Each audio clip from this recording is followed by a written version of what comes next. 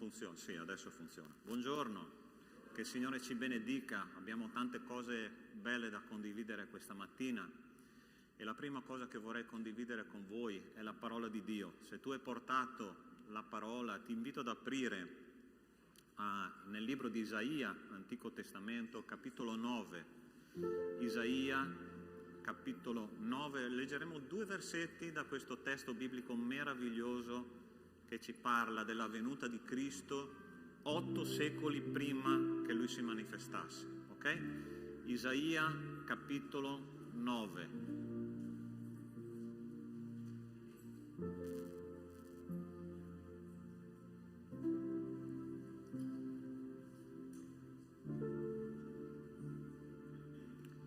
E dice così la parola di Dio: il popolo che camminava nelle tenebre vede una gran luce. Su quelli che abitavano il paese dell'ombra della morte la luce risplende. Abbiamo il versetto 4 che dice così: difatti ogni calzatura portata dal guerriero nella mischia, ogni mantello sporco di sangue saranno dati alle fiamme, saranno divorati dal fuoco, poiché un bambino c'è nato, un figlio c'è stato dato, e il dominio riposerà sulle sue spalle, e sarà chiamato Consigliere ammirabile, Dio potente, Padre eterno, Principe della pace. Io non so con che necessità tu sei venuto qua.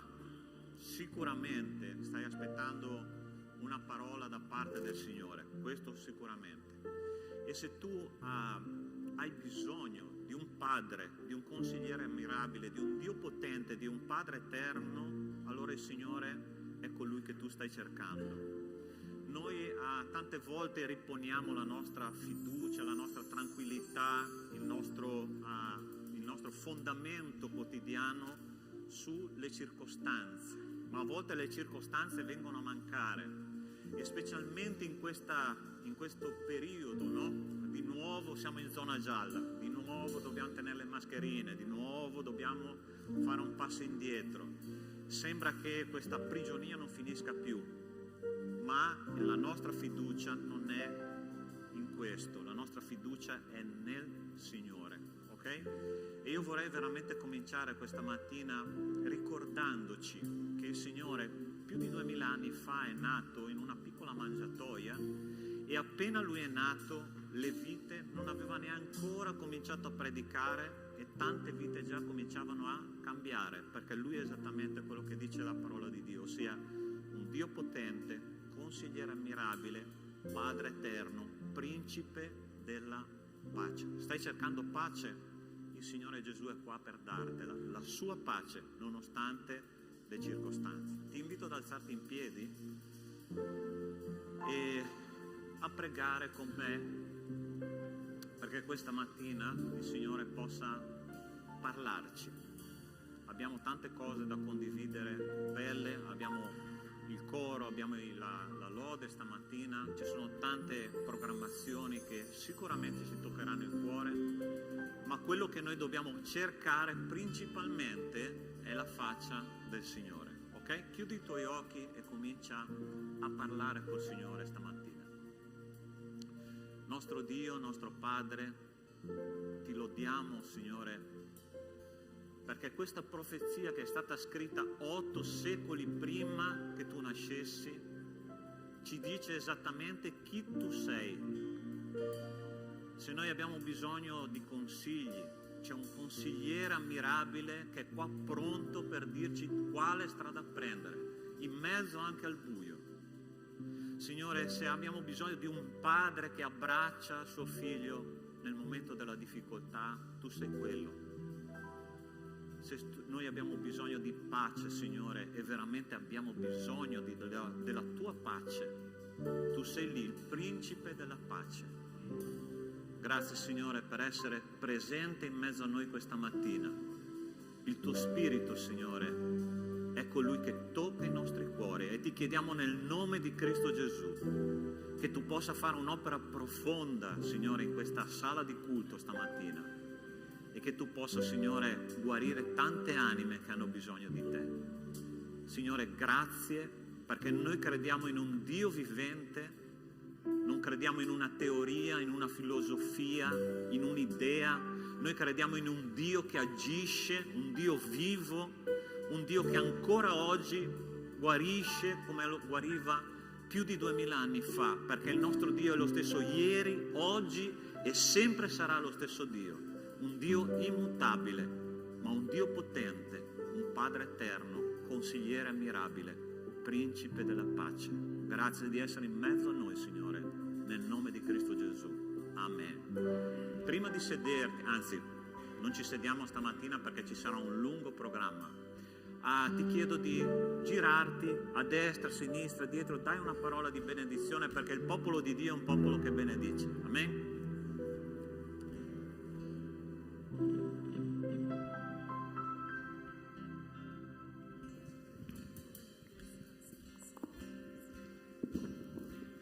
Amém. Alleluia il tuo nome, Signore. In Giovanni 14 c'è scritto che il Signore ha dato il diritto di diventare figlio di Dio quelli che credono nel suo nome. Amen. Non sono quelli che sono nati da carne, ma da Dio, dal suo Spirito Santo, dal suo sangue. E poi sempre nella parola del Signore dice che noi saremo riconosciuti dai frutti dello Spirito di Dio, e uno di questi frutti è la gioia, e noi cantiamo che c'è la gioia in Gesù, c'è il suo grande amore che trabocca dentro di noi. Amen. Allora lodiamo il Signore questa mattina e facciamo vedere che noi siamo i figli di Dio e lodiamo a questo Gesù che è nato per la nostra salvezza. Amen. Lodiamo il Signore con gioia.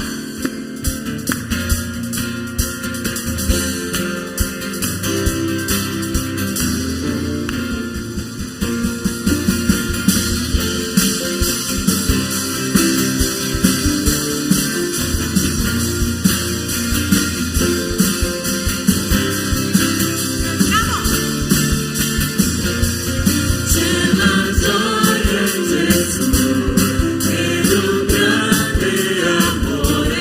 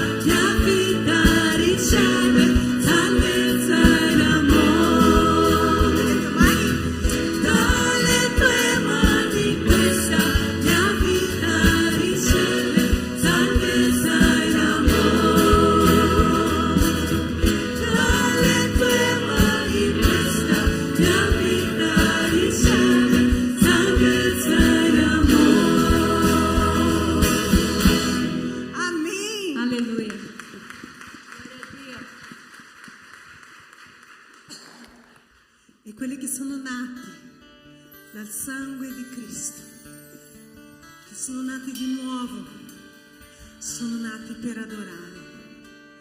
Io sono nata per adorarti, Signore. Io sono nata per dimostrare il tuo amore verso di me.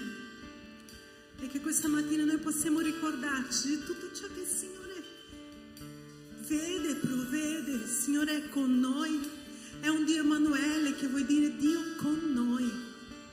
E questo celebriamo questa mattina, Signore, perché tu sei un Dio con noi. Ed è questo che noi siamo qui, Signore, per adorarti, oh Padre.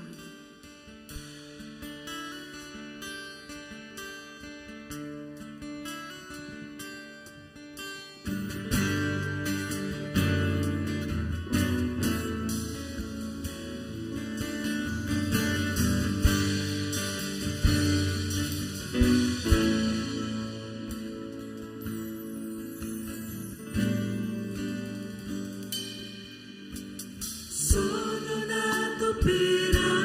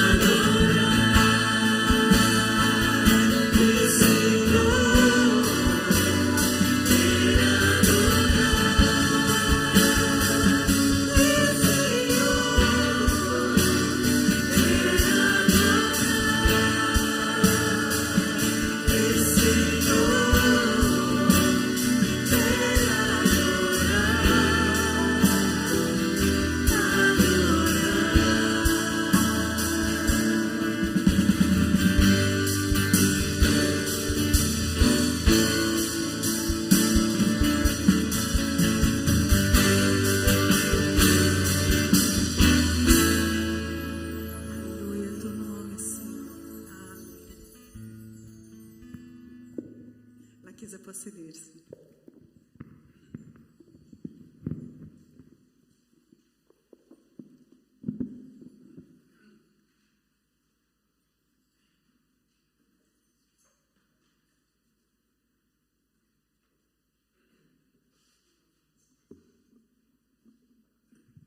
Buongiorno a tutti. Buongiorno. Oggi è un giorno davvero speciale, il nostro primo concerto con il nostro coro Agapi. Che bello, un giorno speciale, è un sogno diventato realtà. È un sogno vedere questo coro cantando oggi. È nato il nostro coro, gloria a Dio.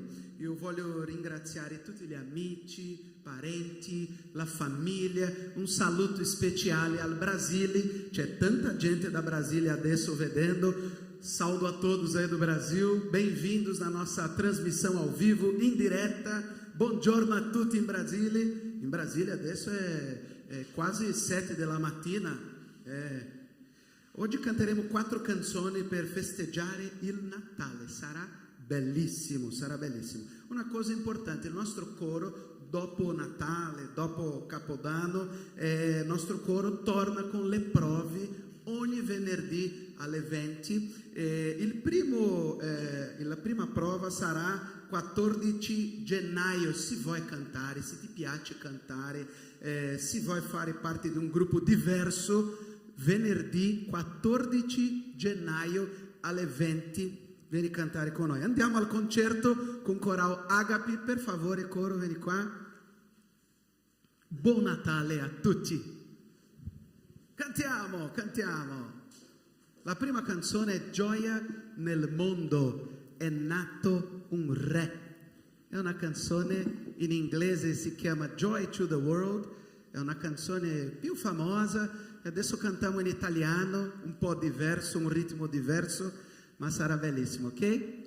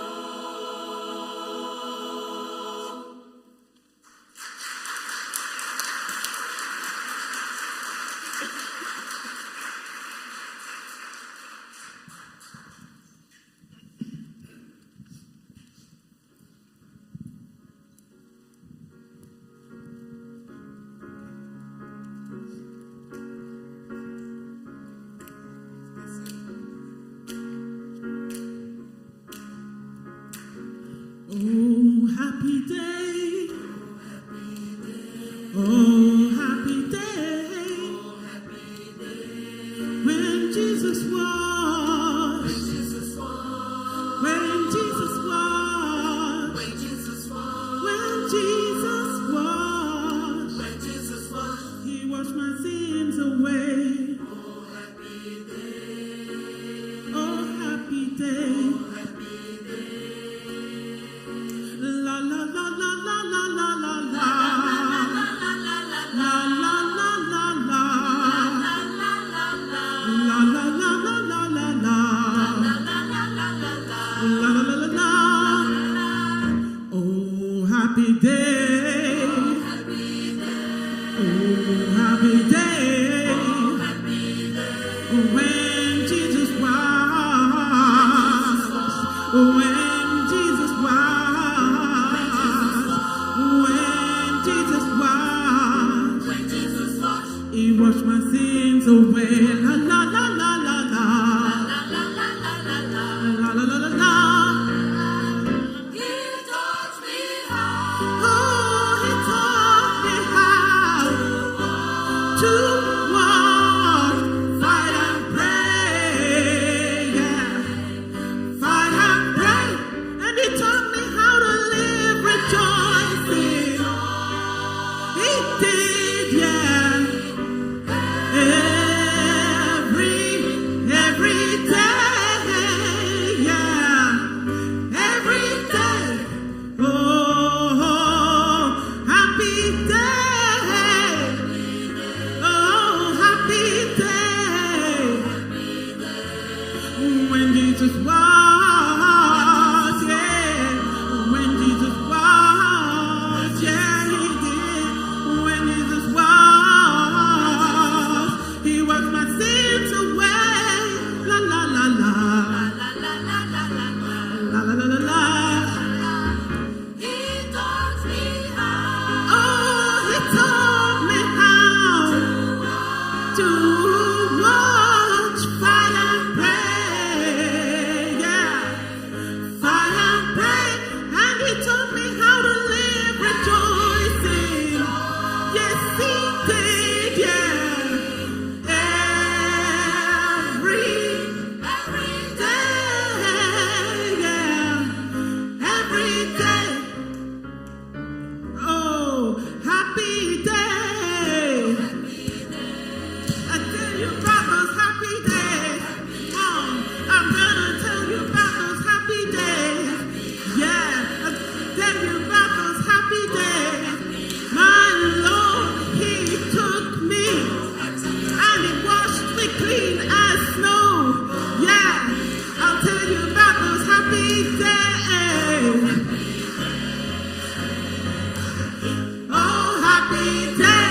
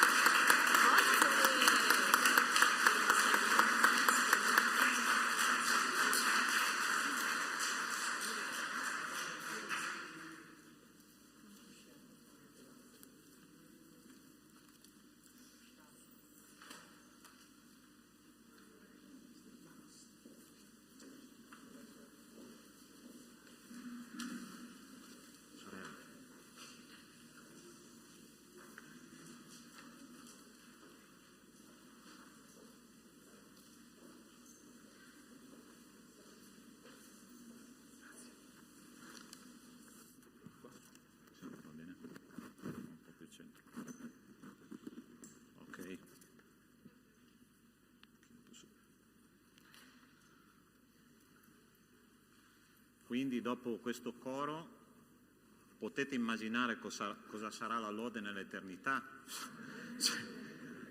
Robe da matti. E veramente il Signore mi ha portato in un livello di adorazione un po' diverso dopo questo coro, no? E il Signore vuole usare ciascuno di noi per la sua lode, no? Basta che noi mettiamo a disposizione le nostre vite e Lui farà di noi uno strumento potente di proclamazione della sua gloria in questo mondo. Ok? Vorrei pregare insieme a voi prima di meditare la parola di Dio, chiedendo che il Signore possa veramente parlarci stamattina. Ok? Chiudi i tuoi occhi e comincia a comunicare col tuo Signore. Nostro Dio, siamo qua nella tua presenza. Grazie Signore per questo evento musicale canoro che ci ha fatto assaggiare, Signore, è solo un antipasto di quello che un giorno sarà nella tua presenza. Ti chiediamo, Signore, adesso di aiutarci a meditare, Signore, sulla tua parola. Sta arrivando il Natale, è il momento più importante dell'anno, Signore, per noi, perché ci ricorda che è nato il nostro Signore. E ti chiediamo, Signore, che tu possa veramente comunicare tutto quello che tu hai in serbo per noi stamattina alla realtà della tua Chiesa, nel nome di Cristo Gesù. Amen. Di solito nei culti di Natale o vicino a Natale viene meditato su quei temi proprio che si trovano nei Vangeli, che ci raccontano la nascita di Cristo, no? Però questa settimana io meditando sulla scrittura e sto leggendo la lettera ai Romani, no? E mi è venuta in mente una cosa interessante. Non so se qualcuno di voi è mai andato nel retro di un teatro, o meglio, là dove si organizza tutto, la scenografia, no? le carrucole, c'è un sacco di roba. Io un giorno ho avuto il privilegio, una persona mi ha accompagnato nel retro di questo teatro e ho detto, per arrivare agli applausi c'è un lavoro pazzesco dietro, no? Sia le persone si devono coordinare, c'è un lavoro incredibile. E ho detto, Signore, stamattina domenica mattina io voglio andare dietro al teatro, a mostrare ai miei fratelli che cosa c'è dietro l'opera di Cristo, e attraverso una lettera che io penso che sia la lettera più importante del Nuovo Testamento alla Chiesa, ossia la lettera ai Romani. La lettera ai Romani è la lettera agli italiani, e in questa lettera tu trovi la dottrina più pura dell'Apostolo Paolo, la dottrina più completa dell'Apostolo Paolo, che ci parla dell'opera di Cristo, ossia le vite quando Cristo è venuto qua sulla terra hanno cominciato a cambiare, ma perché dietro c'era quel lavoro che il Signore stava facendo, che generalmente noi non vediamo con i nostri occhi, ma che è spiegata molto bene nella parola di Dio. E io vorrei accompagnarvi proprio in questo viaggio. Mi hanno chiesto di predicare in circa 30 minuti, sarà una lotta terribile, ok? Ma ci proverò. Dice così Romani capitolo 1, versetto da 18 a 22. L'ira di Dio, cominciamo bene, no? L'ira di Dio si rivela dal cielo contro ogni impietà e ingiustizia degli uomini che soffocano la verità con l'ingiustizia, poiché quel che si può conoscere di Dio è manifesto in loro, avendolo Dio manifestato loro. Infatti le sue qualità invisibili, la sua eterna potenza e divinità si vedono chiaramente fin dalla creazione del mondo, essendo percepite per mezzo delle opere sue, perciò essi sono inescusabili, perché pur avendo conosciuto Dio non lo hanno glorificato come Dio, né lo hanno ringraziato, ma si sono dati a vani ragionamenti e il loro cuore, privo di intelligenza, si è ottenebrato. Che cosa sta dicendo questo testo biblico di Romani capitolo 1? Dio ha lasciato delle tracce nella storia dell'umanità perché l'uomo potesse cercarlo. Nell'Antico Testamento c'è scritto nel Salmo 19, per esempio, al versetto 1, i cieli narrano la gloria del Signore, così dice la parola di Dio.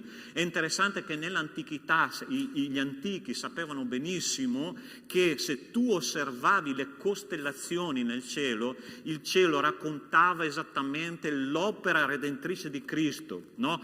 Oggi noi abbiamo quello che si chiama la astrologia, ok? Che è una deformazione dell'astronomia antica, ossia quando noi vediamo le costellazioni nel cielo, quelli che gli astrologi definiscono ai segni zodiacali, non erano segni zodiacali a quel tempo, ma erano semplicemente l'organizzazione del racconto del Vangelo nelle stelle. Se tu vai a vedere per esempio la Vergine che ha in mano un ramoscello, una spiga di grano, rappresenta la Vergine Maria che un giorno avrebbe generato quel seme che sarebbe stato Cristo, che avrebbe portato la salvezza agli uomini. Subito dopo la Vergine c'è il leone, che è il leone della tribù di Giuda, che è Cristo, ok?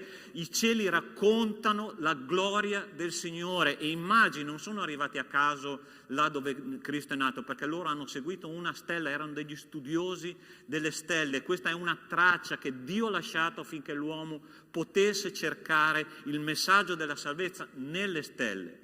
Ma l'uomo non ha ricercato Cristo, dice questo testo biblico, e Dio a un certo punto ha abbandonato l'essere umano, ok? Allora poi Cristo, non soltanto Dio ha raccontato Cristo nelle stelle, ma ha raccontato la salvezza attraverso i profeti, ha raccontato la salvezza attraverso gli apostoli, ma Dio ha lasciato tutte queste tracce perché l'uomo lo seguisse, l'uomo lo cercasse, ma l'uomo non l'ha cercato. E guarda che cosa succede, che cosa dice il proseguo di questo testo biblico, che dice, versetto 24 dello stesso testo, dice: per questo Dio li ha abbandonati all'impurità secondo i desideri del loro cuore, perciò Dio li ha abbandonati a passione infame, siccome non si sono curati di conoscere Dio, Dio li ha abbandonati in balia della loro mente perversa, sì che facessero ciò che è sconveniente. Ossia, Dio li ha abbandonati, Dio li ha abbandonati, Dio li ha abbandonati. 3 volte viene ripetuta la stessa cosa, e se la parola di Dio nella lettera ai Romani finisse qua, sarebbe una terrificante assenza di Dio negli uomini. Ma c'è una buona notizia per noi, e sai perché ci sono gli applausi del cielo?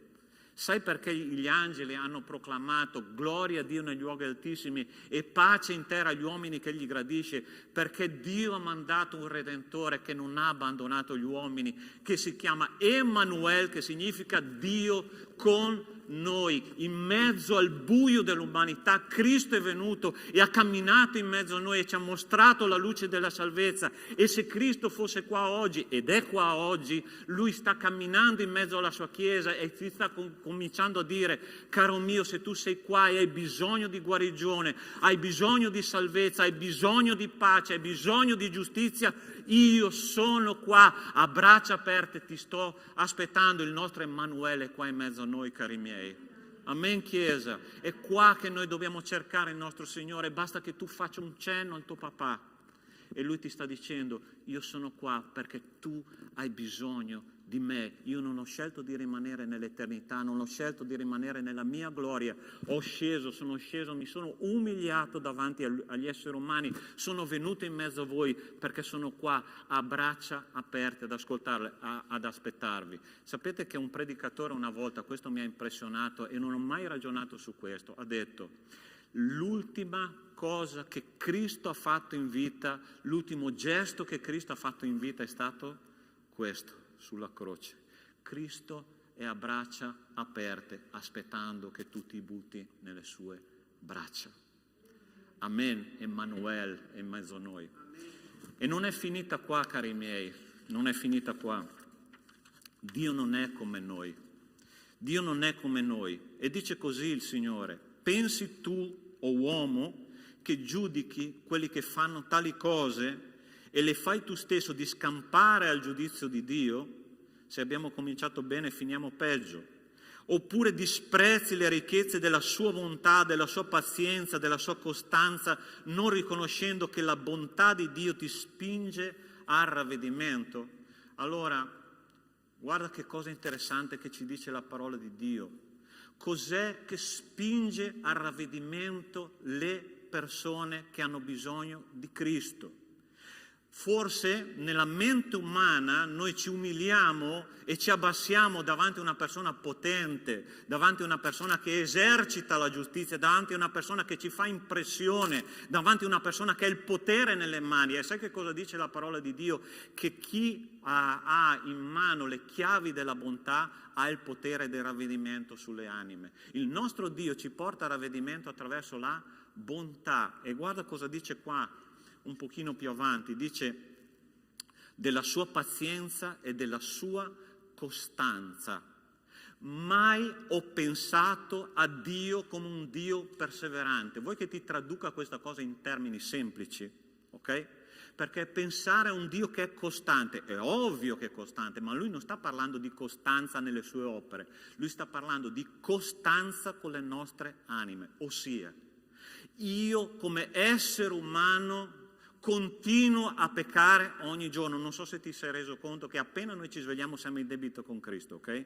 Qualcosa di sbagliato facciamo, ma Dio con noi è costante, ossia lui ci dice stamattina: io non ti mollo, io non desisto da te, perché io so che quando il mio amore si realizza in te, io faccio un'opera in te meravigliosa, e colui che ha cominciato in noi un'opera buona la porterà a termine fino al giorno di Cristo Gesù. Lui non molla con noi, cari miei, noi molliamo con le persone, ma lui no.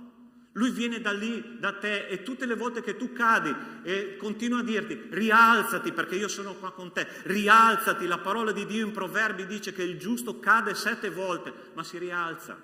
Il giusto cade e poi ricade e insiste, e il Signore insiste ancora di più e dice: io credo in te molto di più di quello che tu credi in te stesso. Dio non molla con noi, cari miei. Dio continua a insistere con noi e non ci abbandona, perché Dio non è condizionato dalle circostanze. Dio è amore.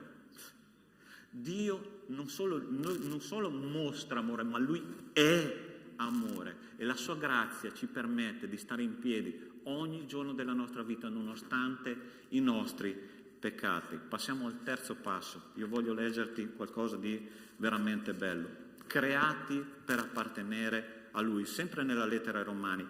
Tutti hanno peccato e sono privi della gloria di Dio, ma sono giustificati gratuitamente per la sua grazia mediante la redenzione che è in Cristo Gesù.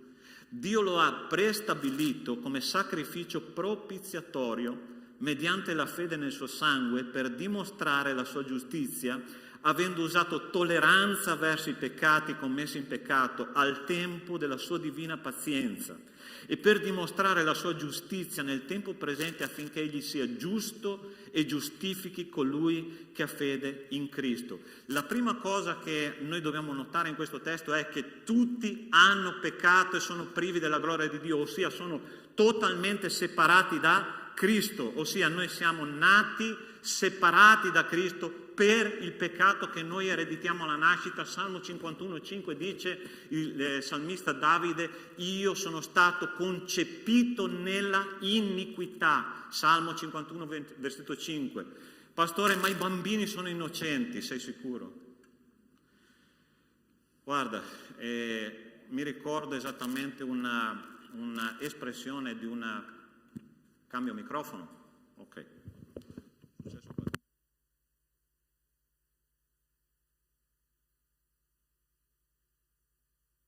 Pronto? Ok.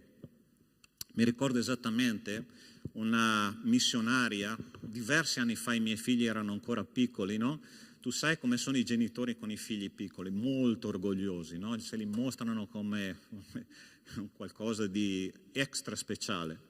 Ed è interessante che questa missionaria, mi ricorderò sempre l'espressione che lei ha usata: è entrata in casa mia, gli ho mostrato la casa, gli ho mostrato i miei figli, e a un certo punto la missionaria si ferma davanti ai miei figli e dice: che 2 bei batuffolini di peccato. Perché questo noi siamo, no?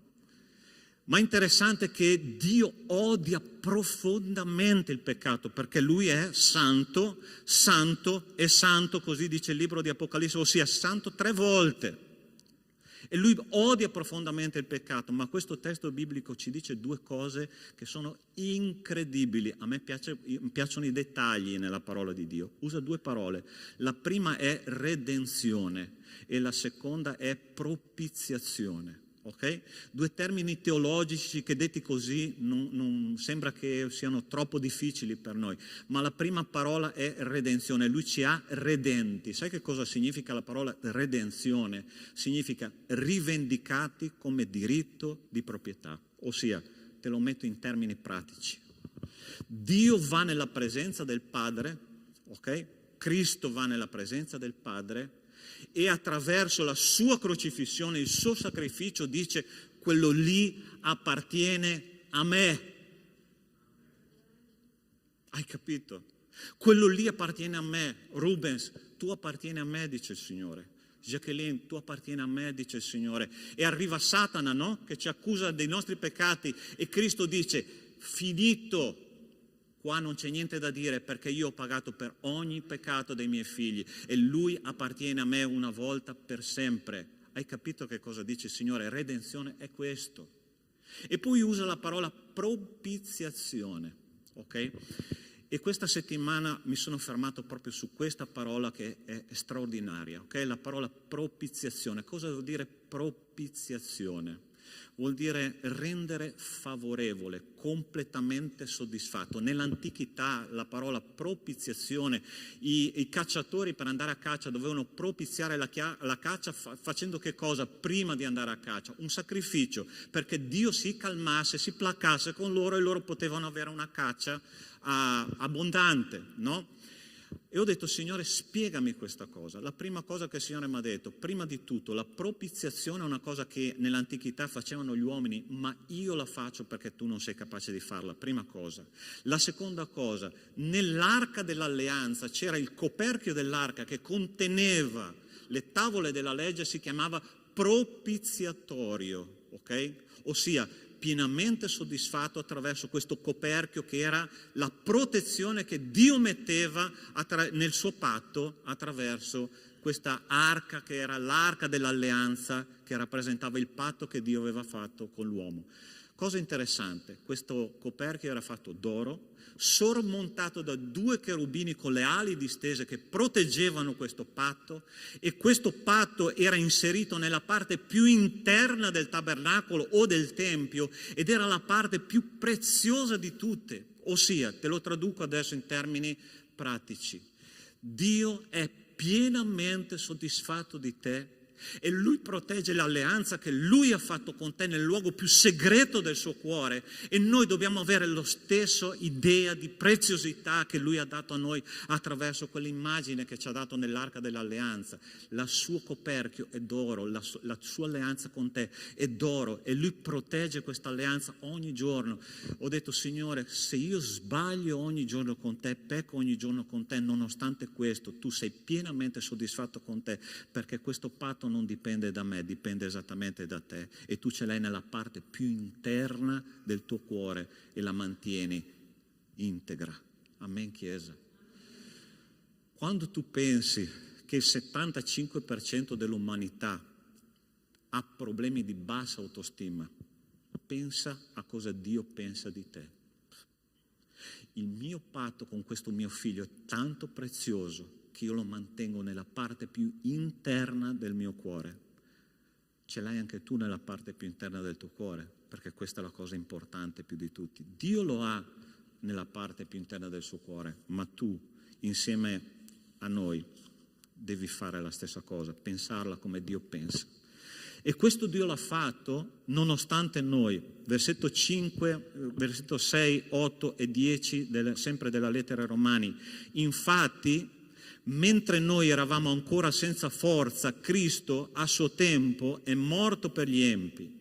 Dio invece mostra la grandezza del proprio amore per noi in questo, che mentre eravamo ancora peccatori, Cristo è morto per noi. Dio invece mostra la grandezza del proprio amore, se infatti eravate nemici, siamo stati riconciliati con Dio mediante la morte del suo figlio suo, tanto più ora che siamo riconciliati saremo salvati mediante la sua ira.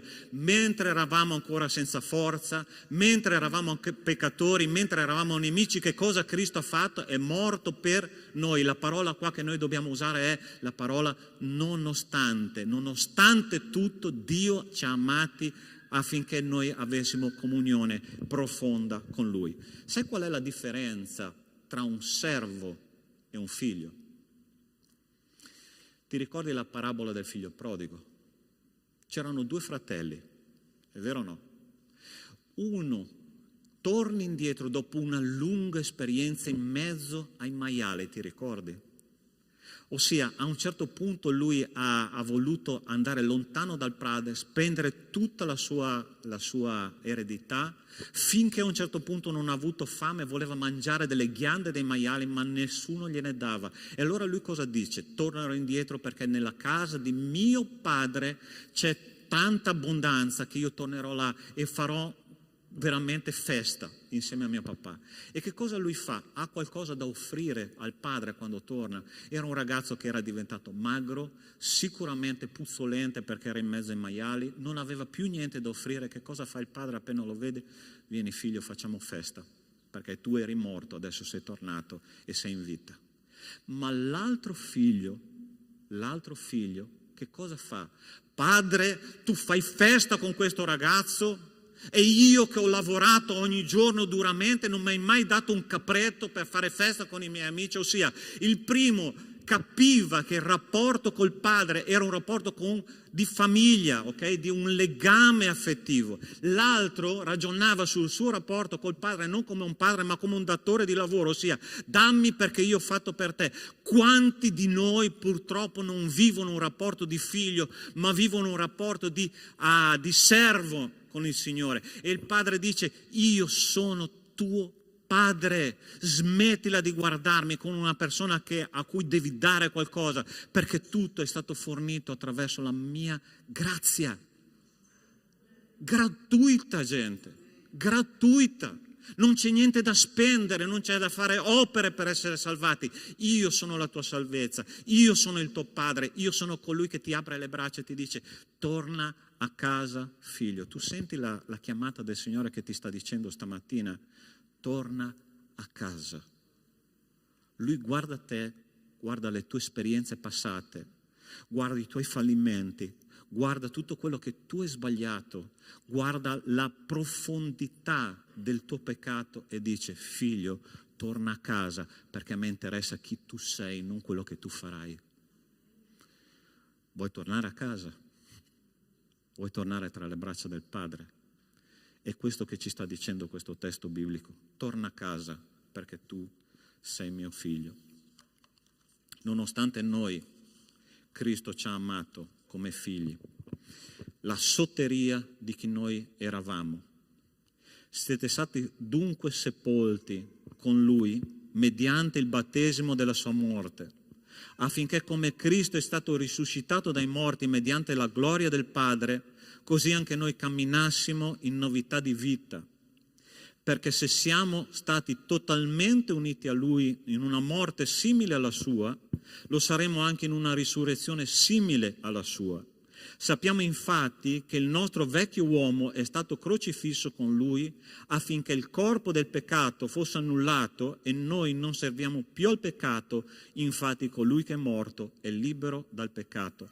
Sai che cosa vuol dire la parola salvezza? In greco si chiama soteria, vuol dire liberazione. Okay? Quando noi pensiamo alla salvezza dobbiamo pensare ad una liberazione. E guarda cosa dice questo testo biblico. Per 3 volte dice che noi siamo stati battezzati nel battesimo della sua morte, totalmente uniti a Lui in una morte simile alla sua, crocifissi con Lui. Ossia, perché l'Apostolo Paolo insiste per 3 volte su questa cosa? Ossia, battezzati nel battesimo della sua morte, crocifissi insieme a Lui, ok? Totalmente uniti a una morte simile alla sua. Sai perché lui dice così? Perché tante volte noi pensiamo di essere un semplice miglioramento di quello che eravamo prima. E il Signore ci dice in questo testo biblico: il tuo vecchio uomo non esiste più. Tu sei una nuova creatura creata in Cristo Gesù per le buone opere che Dio precedentemente ha preparato affinché tu le compissi. Quando noi battezziamo una persona non rimane fuori neanche un cappello dall'acqua, ok? Perché questo rappresenta esattamente quello che Cristo ha fatto con noi nel mondo spirituale, cioè ci ha immerso nella sua morte e ci ha fatto risuscitare come una nuova creatura, dimenticando tutto quello che è stato dietro, tutti i nostri fallimenti, tutte le nostre difficoltà, tutte le nostre debolezze, e adesso ci dice: caro mio, cammina nel mondo spirituale e non rispondere all'appello della carne, non rispondere all'appello del peccato, perché io ti ho liberato dal peccato. Ossia, Cristo ci ha dato qualcosa di veramente potente nelle nostre mani. Tu sai che il grande potere che noi abbiamo oggi è dire no. No, non voglio peccare, non voglio ragionare come si ragionava prima, non voglio camminare sulle vie della carne, non voglio lavorare sulle vie del Satana, non voglio camminare nelle vie del mondo, perché io sono una nuova creatura, creata in Cristo Gesù per le buone opere. Tu sei qualcosa di totalmente nuovo. Pastore, ma perché continuo a peccare allora? Sai perché? Perché non siamo convinti di questa dottrina. Se noi pensiamo che siamo semplicemente il miglioramento di qualcosa che eravamo prima, noi stiamo derubando il Signore di un'opera, perché il Signore non fa opere incomplete.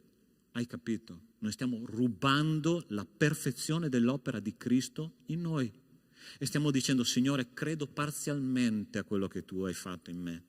E il Signore dice: nuova creatura, nato di nuovo, rigenerato, dice la parola di Dio, totalmente unito a me. Hai capito il senso di quello che Cristo ha fatto in noi? Tu immagina persone che Cristo ha guarito, persone che erano possedute da spiriti maligni, persone che erano malate nel corpo, malate nell'anima, malate nello spirito. Il Signore in un attimo, c'è questo gesto, chi è che ha visto la Marvel, Infinity War, ok? C'era questo che faceva così, giusto? Ragazzi, alzate le mani e datemi un amen, perché altrimenti stamattina, ok? Perché mi sembra poi che sono io, no? Che guardo i film della Marvel e basta. Ok? C'era Thanos che faceva che tutto l'universo si trasformava.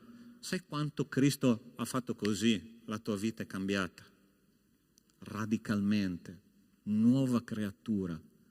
E Thanos faceva per distruggere, Cristo l'ha fatto per rigenerarti. Ha cambiato la mia storia, ha cambiato la tua storia con questo schiocco delle dita. E alla croce, se andiamo oggi, la tua vita sarà totalmente rigenerata. Sai perché l'applauso del cielo? Perché Lui ha fatto tutta quest'opera per me e per te. Ti voglio leggere semplicemente l'ultimo testo biblico che ho registrato lì, che si trova nella lettera ai Romani. Se hai possibilità, leggi tutta completamente questa lettera meravigliosa dell'Apostolo Paolo agli Italiani. E dice così: infatti sono persuaso che né morte, né vita, né angeli, né cose presenti, principati, né cose presenti, né cose future, né potenze, né altezza, né profondità, né alcun'altra creatura potranno separarci dall'amore di Dio che è in Cristo Gesù nostro Signore. Amen. Amen. Niente può separarti dall'amore di Cristo. E posso dirti una cosa: nemmeno la morte può separarti. Neanche quella, perché Cristo ha vinto la morte. Ha spezzato questa catena. E hai capito il perché quella notte, quando Gesù è nato, molte vite sono cambiate prima ancora che Lui aprisse bocca, perché era un semplice fanciullo? Perché dietro c'era tutto questo, dietro c'era un'opera meravigliosa che il Signore ha fatto attraverso di Lui. I magi sono arrivati dall'Oriente e hanno adorato, i pastori sono arrivati dai campi e hanno adorato. Al Tempio c'era una profetessa anziana di nome Anna E quando ha visto questo bambino ha cominciato a saltare di gioia, un'anziana, ok? Vedete che Cristo guarisce. Un anziano che saltava e diceva: è nato il Salvatore. Un vecchio di nome Simeone che ha sentito il vagito del bambino quando hanno portato i suoi genitori a circonciderlo l'8° giorno e ha detto: adesso posso andarmene in pace, perché ha visto la salvezza di Israele. Sai, a volte noi, non so se capita anche a te, io mi sono distratto un attimo e sono passati quasi 60 anni, ok? 26 dicembre compio 57 e mi guardo avanti e dico: le caramelle stanno finendo, ok? Il sacchetto di caramelle sta finendo. E adesso voglio gustarmele una per una, quelle che rimangono nel sacchetto.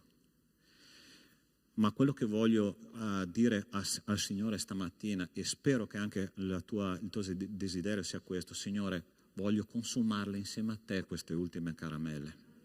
Ok? C'è poco tempo. La domanda che vogliamo farci oggi, vicini al Natale, è: quanto tempo ci manca? La risposta è: poco tempo. Che tu sia giovane o anziano, ti giri indietro, c'è già una storia di vita, no? Davanti, il tempo si consuma molto rapidamente, ma posso dirti una cosa, che il nostro Signore, quando è nato, ha cambiato la mia vita, sta cambiando la tua vita. E se tu ancora stai dicendo: Signore, io non ti conosco personalmente, questo è il momento buono per dire: Signore, io voglio fare un'esperienza personale con te. Attraverso la tua grazia io voglio che la mia vita cambi. Tante persone sono sedute qua, ma ti posso assicurare che poche persone hanno la vera pace di Cristo. Questo è lo Spirito Santo che me lo testimonia qua, ok? Ma stamattina tu puoi trovare la tua pace. Ti ricordi cosa abbiamo detto all'inizio? Che il Signore è il principe della pace. Pastore, questo messaggio era per me, anche per me, ok? E io voglio pregare insieme a te che il Signore possa benedire la tua vita. Cristo è nato più di 2000 anni fa, ma deve nascere nel cuore di tante persone ancora. E io voglio pregare perché questo possa succedere stamattina e che il Signore possa benedire la tua scelta. Amen? Chiudi i tuoi occhi. Nostro Dio, nostro Padre, siamo qua nella tua presenza e quello che tu ci hai comunicato stamattina è un messaggio semplice, ma pieno di verità, Signore, che vengono dalla tua parola. Io ti chiedo nel nome di Cristo Gesù che tu possa toccare i cuori di chi ancora non ti conosce e chi ti conosce, Signore, che possa essere guarito nel profondo della propria anima. Rimetto nelle tue mani ogni cosa, Signore, e il tuo Spirito possa fare l'opera che rimane. Te lo chiedo nel nome di Cristo Gesù. Amen. Amen. Dio vi benedica e con il gruppo di lode. Okay?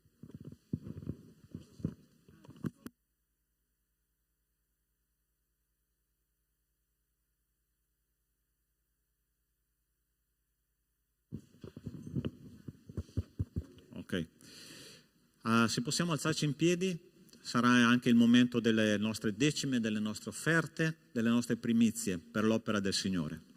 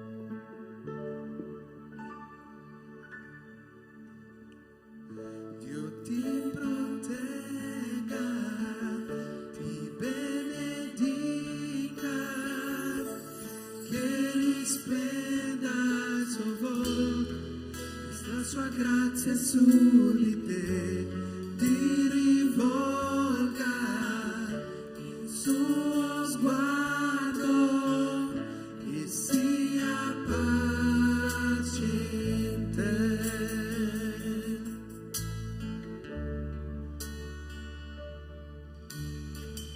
Dio ti protegga, ti benedica, che risplenda il suo volto e la sua grazia su di te ti rivolga il suo sguardo e sia pace in te.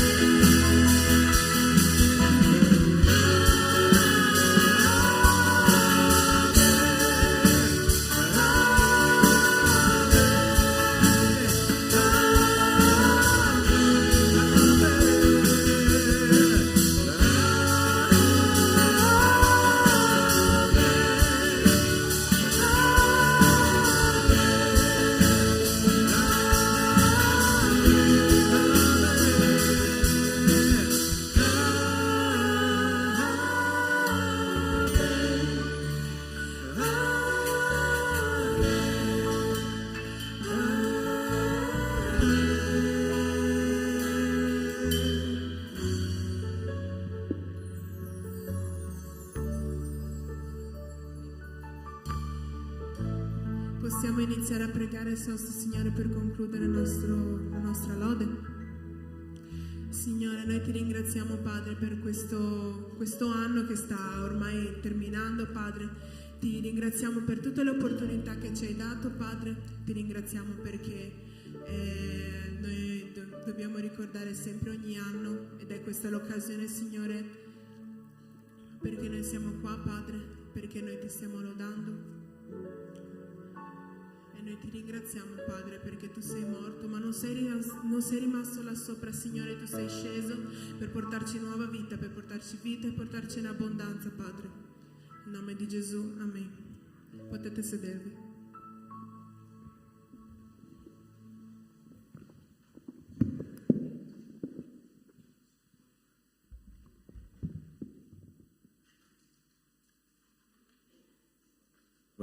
Ok, Rubens, vieni. Ok, questo è il nostro maestro del coro, Rubens Spada. Allora lui in queste settimane ha fatto un grande lavoro con questo gruppo, no?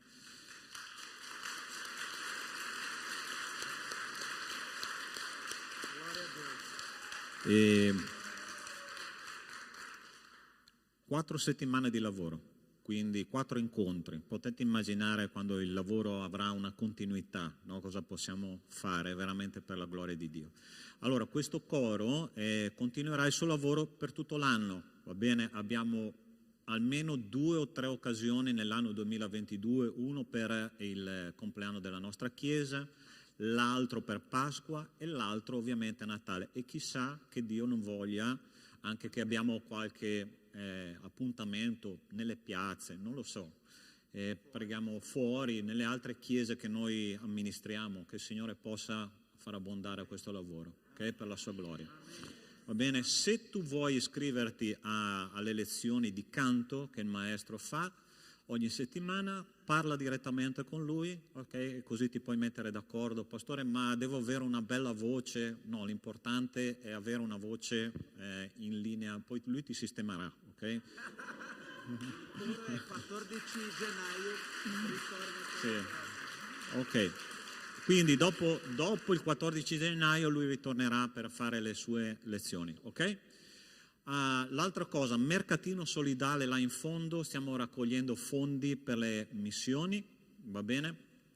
E se tu vuoi comprare qualche lavoro patchwork, ci sono dei lavori di pittura, dei segnalibri, c'è un pochino di tutto, lavori meravigliosi che si fanno qua durante la settimana con i nostri gruppi di lavoro artistico spirituale, ok? Quindi sono là proprio perché noi possiamo aiutare le missioni con il ricavato. Ultima cosa,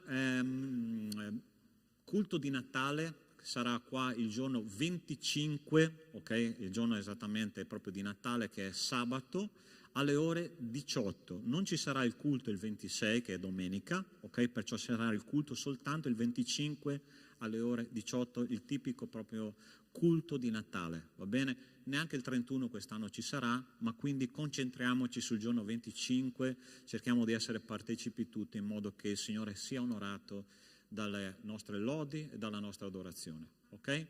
Passo di nuovo il gruppo, la parola al gruppo musicale di lode, ok? Il coro, e poi chiudiamo il nostro culto, va bene? Che il Signore vi benedica.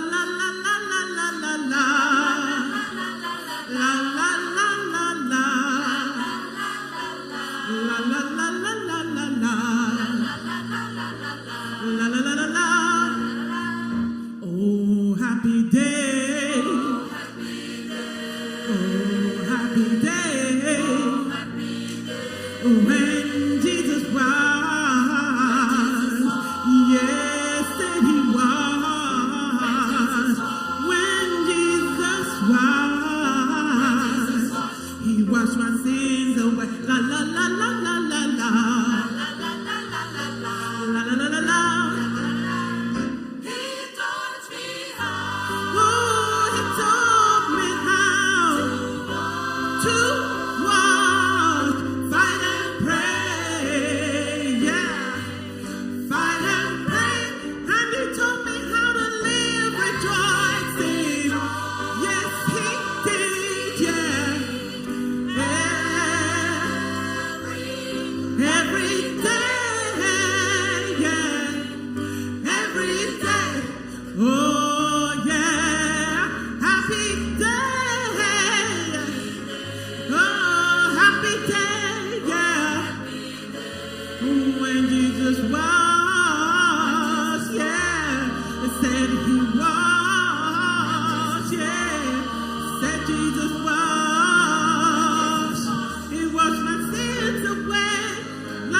la.